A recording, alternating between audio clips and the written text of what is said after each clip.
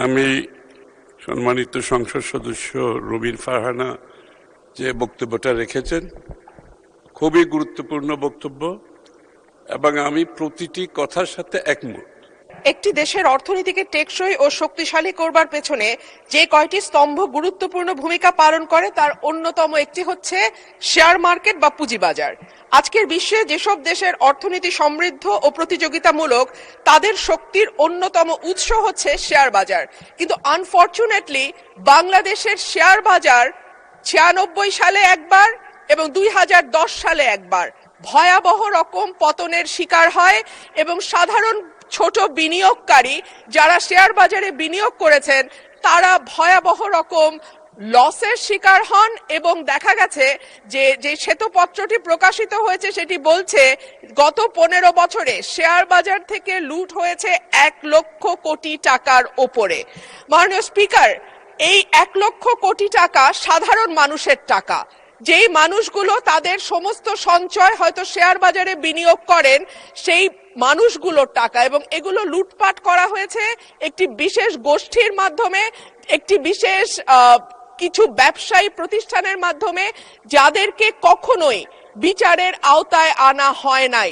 মাননীয় স্পিকার, আমি আশা করব যে বাংলাদেশের অর্থনীতি যেটি এখন নানান কারণে সমস্যার মুখে আছে, আমদানি রপ্তানির অবস্থা ভালো নয়, পুঁজিবাজারের উপর মানুষের আস্থা নাই, এই সার্বিক পরিস্থিতিতে আমি আশা করব যে মাননীয় অর্থমন্ত্রী বাংলাদেশের শেয়ার বাজার লুটপাটের সঙ্গে যারা জড়িত তাদেরকে যেমন জবাবদিহিতার আওতায় আনবেন, একইভাবে Bangladesh security and exchange commission যেটা নিয়ন্ত্রক সংস্থা হিসেবে পরিচিত সেই সংস্থাটিতেও দক্ষ এবং যোগ্য মানুষদের সম্মিলন ঘটিয়ে বাংলাদেশের শেয়ার বাজারকে আবারও একটি আস্থার জায়গায় নিয়ে যাবেন।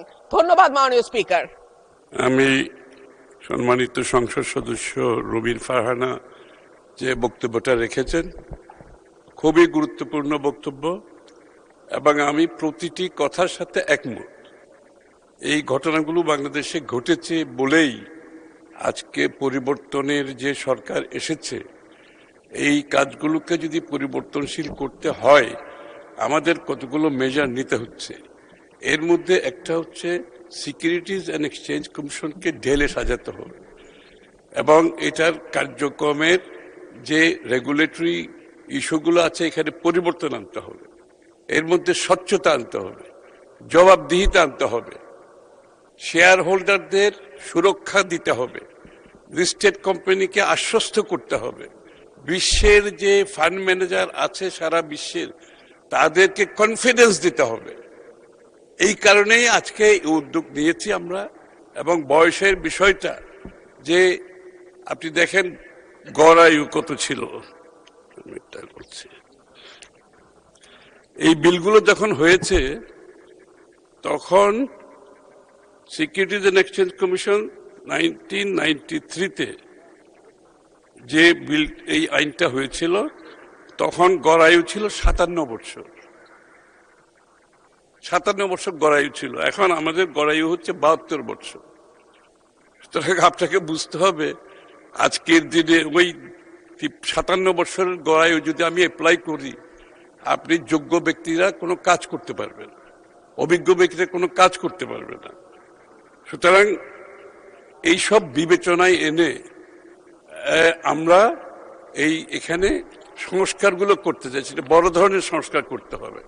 এবং আমি ব্যক্তিগতভাবে এই ক্যাপিটাল মার্কেটের সাথে জড়িত বহু বছর। আমি স্টক এক্সচেঞ্জের সভাপতি ছিলাম। বাংলাদেশ ক্যাপিটাল মার্কেটে যে ইনফ্রাস্ট্রাকচার অবকাঠামোগত উন্নয়ন আমার হাত দিয়ে হয়েছে এবং সবগুলো, কিন্তু দুর্ভাগ্যবশত বিগত দশকের অধিক সময়ে এই সব ভালো অবস্থাকে ব্যবহার করে কিন্তু লুটপাট করেছে, একবার নয় একাধিকবার লুটপাট করেছে।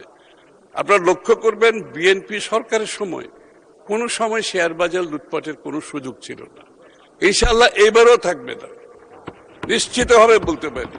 সুতরাং এই পরিবর্তনগুলো আনার জন্য আমি তো সাথে সাথে এটাও বলছি যে আমরা যেহেতু এই বিলটি এটা পরীক্ষা নিরীক্ষা করেছে, বিশেষ কমিটি পরীক্ষা নিরীক্ষাও করেছে, পরীক্ষা নিরীক্ষা করে এই বিলটি আজকে এখানে এসেছে। সুতরাং এটা এটা এটা যাচাই বাছাইয়ের জন্য আর দেওয়ার প্রয়োজনীয়তা আছে বলে মাননীয় স্পিকার আমি মনে করি না। ধন্যবাদ।